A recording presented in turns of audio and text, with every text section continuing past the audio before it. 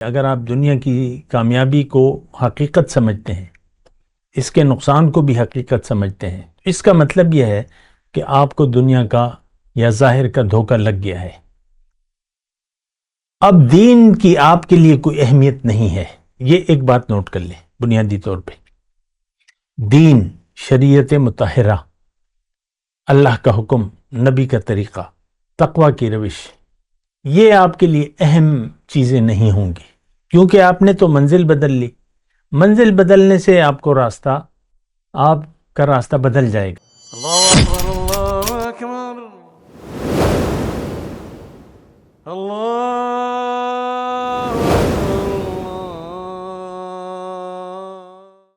اللہم صلی علی سیدنا محمد وعلی آل سیدنا محمد بعدد کل ذرۃ مئۃ الف الف مرۃ۔ سامعین و ناظرین کرام، السلام علیکم ورحمۃ اللہ وبرکاتہ۔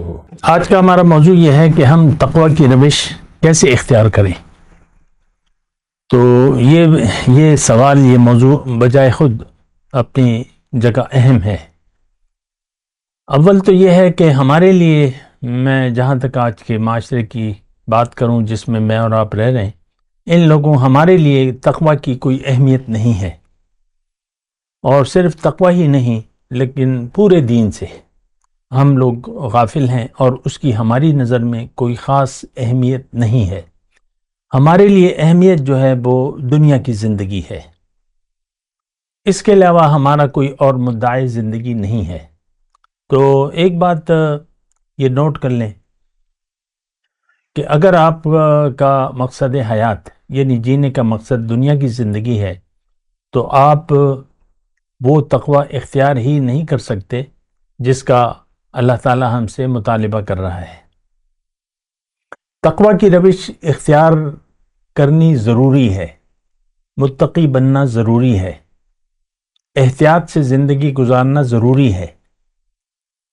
تو یہ سب باتیں اس وقت ہوں گی جب آپ کی دنیا میں رہنے کی نیت دنیا نہ ہو بلکہ آخرت کی تیاری ہو، اور آپ کی ترجیح جو ہے وہ آخرت کی زندگی ہو۔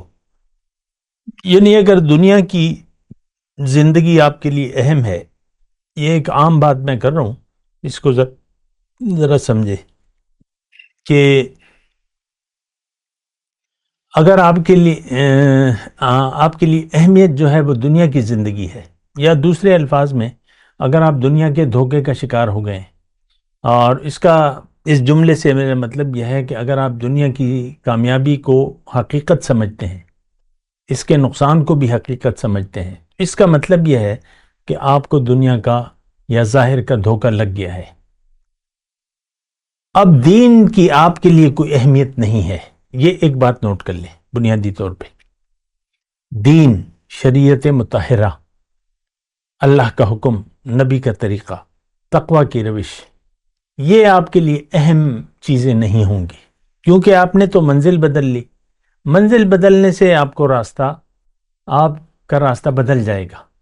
اللہ تعالیٰ نے ہمیں اپنے راستے پر چلنے کے لیے دنیا میں بھجوایا ہے، لیکن اس کے لیے ضروری ہے کہ آپ دنیا میں رہنے کی نیت اللہ کو بنائیں، آخرت کی زندگی کو ترجیح دیں، یعنی مفاد آخرت کو مفاد دنیا پر ترجیح دیں۔ اور اللہ تعالیٰ نے اسے محبت کا لفظ استعمال کیا ہے کہ آپ کو اللہ تعالیٰ نے اس شخص کو کافر قرار دیا ہے جو آخرت کے مقابلے میں دنیا کی زندگی سے محبت کرتا ہے۔ سورہ ابراہیم کی آیت 2 اور 3 کا اگر آپ مطالعہ کریں تو اس میں یہ ہے کہ وَوَيْلٌ لِّلْكَافِرِينَ مِنْ عَذَابٍ شَدِيدٍ، کافروں کے لیے عذاب شدید ہے، عذاب شدید کی وعید ہے۔ اور یہ کافر ہیں کون؟ الذین یستحبون الحیات الدنیا علی الآخرہ ویبغونها عوجا۔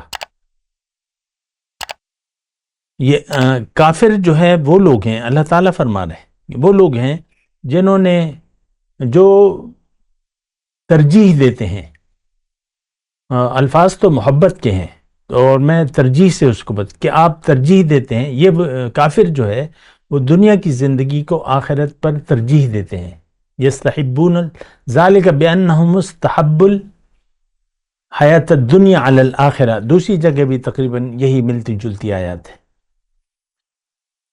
تو اگر آپ کی ترجیح، ایک بات نوٹ کر لیں، اور مجھے اس بات کا بھی احساس ہے کہ میں جو مضمون بیان کر رہا ہوں عام لوگوں کی سمجھ میں آنے والا نہیں ہے، کیونکہ ہم سب لوگ دنیا دار لوگ ہیں.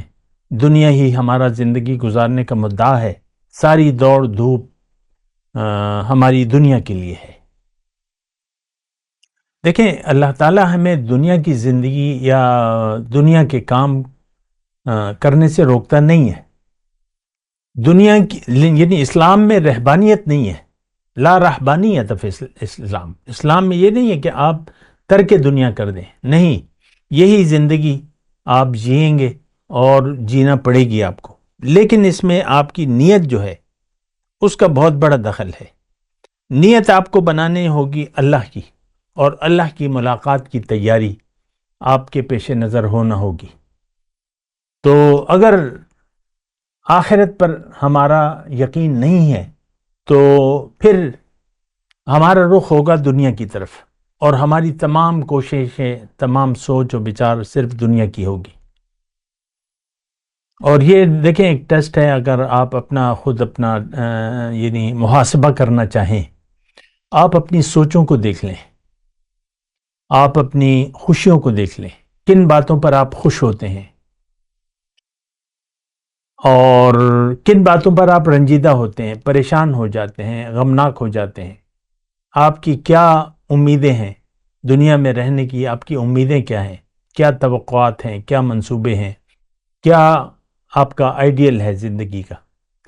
تو اگر یہ ساری باتیں محدود ہیں آپ کی دنیا تک، تو پھر یہ ہے کہ آپ کو دوبارہ سوچنے کی ضرورت ہے. انسان کے لیے اہم جو ہے وہ آخرت کی زندگی ہے. نبی، تمام انبیاء کرام نے انسانیت کو آخرت کی زندگی کی امید بھی دلائی ہے اور اس کے لیے کوشش کا بھی کہا ہے. اللہ تعالیٰ نے قرآن میں فرمایا، اے ایمان والو، اللہ کا تقوی اختیار کرو، اور تم میں سے چاہیے ایک شخص یہ دیکھے کہ وہ کل کے لیے کیا بھجوا رہا ہے. ہمارا ہر عمل کا ایک نتیجہ مرتب ہو رہا ہے، ہر عمل ہمارا لکھا جا رہا ہے. لیکن اگر یعنی دو فرشتے ہیں نا، ہم نے سنا ہے، ایک نیکی کا، ایک برائی کا. لیکن اگر ہماری دنیا میں رہنے کی نیت دنیا ہو گئی تو آپ یقین جانیں کہ آپ کا دائیں ہاتھ والا فرشتہ وہ آرام سے بیٹھے گا، اس کے پاس لکھنے کے لیے کچھ ہوگا نہیں. اور جو بھی آپ کے نیک کام ہیں وہ الٹے ہاتھ والا فرشتہ لکھے گا، کیونکہ نیت خراب ہو گئی. تو اللہ تعالیٰ تو نیتوں کو دیکھتا ہے. اور یہ بھی آپ کو معلوم ہونا چاہیے کہ جہنم میں سب سے پہلے اللہ تعالیٰ 3 مسلمان انتہائی نیک کام کرنے والوں کو کے ذریعے جہنم کی آگ کو بھڑکائے گا. ایک وہ جو اللہ کی دین کی دعوت دیتا رہا ساری زندگی، دوسرا وہ جو اللہ کی راہ میں مارا گیا، قتال کیا، مارا گیا، شہید، اور تیسرا جو زندگی بھر کماتا رہا اور اللہ کی راہ میں خرچ کرتا رہا. لیکن یہ تینوں اچھے کام ہیں، بہت اچھے کام ہیں، لیکن چونکہ نیت بدل گئی تھی، ان کی نیت دنیا کی تھی. عالم کی یہ خواہش تھی مجھے عالم کہا جائے، علامہ کہا جائے. شہید کی یہ خواہش تھی کہ مجھے جریون، بہادر کہا جائے. اور مال خرچ کرنے والے کی نیت یہ بن گئی تھی کہ مجھے لوگ سخی کے نام سے یاد کریں. تو اللہ تعالیٰ فرمائے گا کہ تمہاری جو نیت تھی وہ تو تمہاری مل گئی، اب میرے پاس تمہارے لیے کچھ نہیں ہے.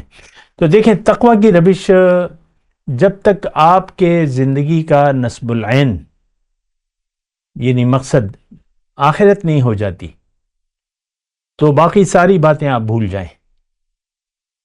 اسلام، قرآن، توحید، رسالت، آخرت، یہ سب باتوں کا آپ نے انکار کر دیا جبکہ آپ نے اپنی نیت دنیا کی بنا لی. تو لہٰذا ہمیں اپنی نیتوں کی اصلاح کرنی ہوگی، اپنی نیتوں کی درستی کرنی ہوگی، نیت آخرت کی بنانی ہوگی. اور اللہ کے لیے جینا ہوگا، زندگی اللہ کے لیے خاص کرنی ہوگی. آپ نے مزے تماشے یہ کھابے اس کے لیے آپ نے جینا نہیں ہے. ٹھیک ہے، آپ خوراک اچھی بنتی ہے تو آپ کھائیں اور اچھے کپڑے پہنیں، اچھی غذا کھائیں، اچھے گھر میں رہیں.